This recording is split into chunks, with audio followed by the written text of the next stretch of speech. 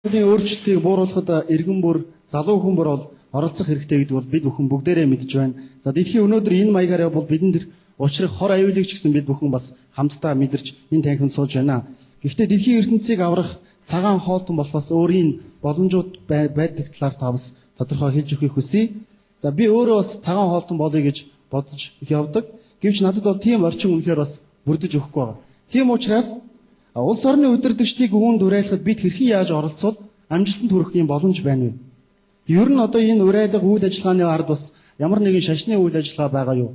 Энэ талаар бас би тодруулж асуумаар байна. Их багш та энэ тал дээр бас санал хэлхийг хүсье. Танд бас баярлалаа.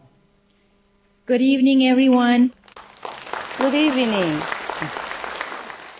We know that every citizen and every young person of this world has a duty to contribute in the efforts for neutralizing the climate change. We understand the danger that is threatening us if the world continues the way it is now. But is there any other way to save the world except for becoming vegetarian? If there is, what it is? I tried to become a vegetarian myself, but my environment is still not so conducive for that. What should we do in order to succeed and convince the leaders of our nation? Is there any religious ideology and theory behind this campaign and activities? Please tell us your opinion, Supreme Master. Young Mr. Kasbert, I am impressed by your efforts as a young man who try to improve yourself and help our world. The first step is vegetarian. Again and again. I'm sorry, if I have other solution, I would have told you, and we don't need this conference.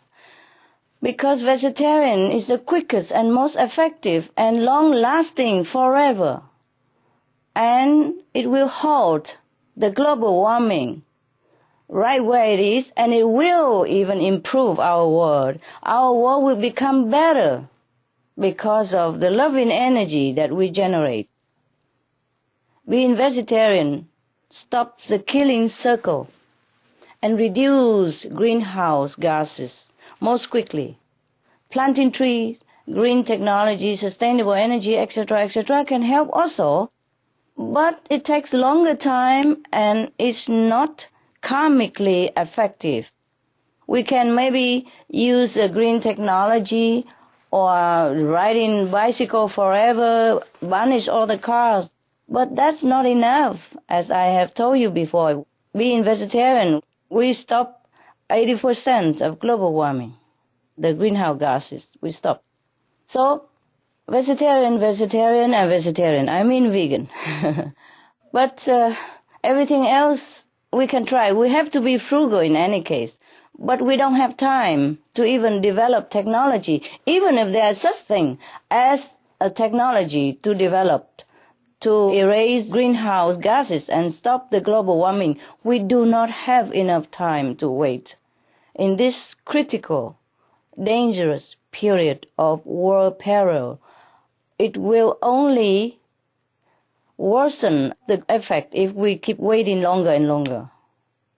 We have to start to be vegetarian because a noble lifestyle, a compassionate energy will dispel all the bad karma, all the negative influence that has been created from the killing of other beings.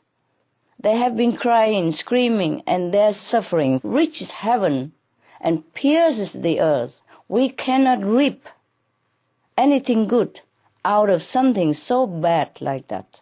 We must foster loving kindness. We must begin benevolent action. Just to be vegetarian, that's very simple. Nothing else truly necessary for the moment. Thank you.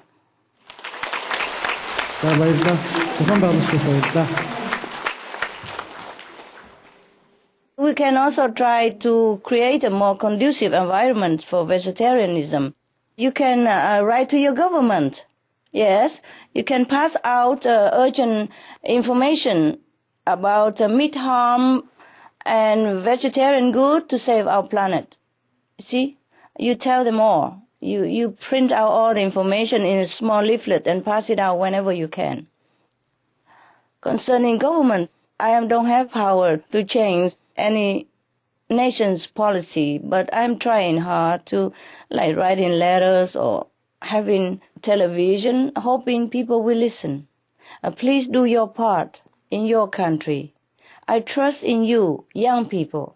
You have the power of the present and the future. You have the power to protect our planet. Please use it. Thank you so much. Some of the benefits of a vegetarian diet: lower blood pressure, lower cholesterol levels, reduce type 2 diabetes, prevent stroke conditions, reverse atherosclerosis, reduce heart disease risk 50%, reduce heart surgery risk 80%, prevent many forms of cancer, stronger immune system, increase life expectancy up to 15 years,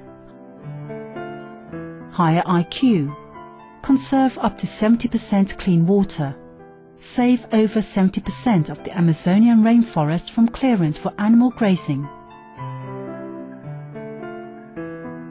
A solution for world hunger.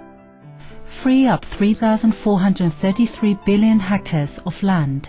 Free up 760 million tons of grain every year, or half the world's grain supply. Consume 2/3 less fossil fuels than those used for meat production. Reduce pollution from untreated animal waste. Maintain cleaner air. Save 4.5 tons of emissions per US household per year. Stop 80% of global warming. Plus more. Save your life. Be veg. Go green.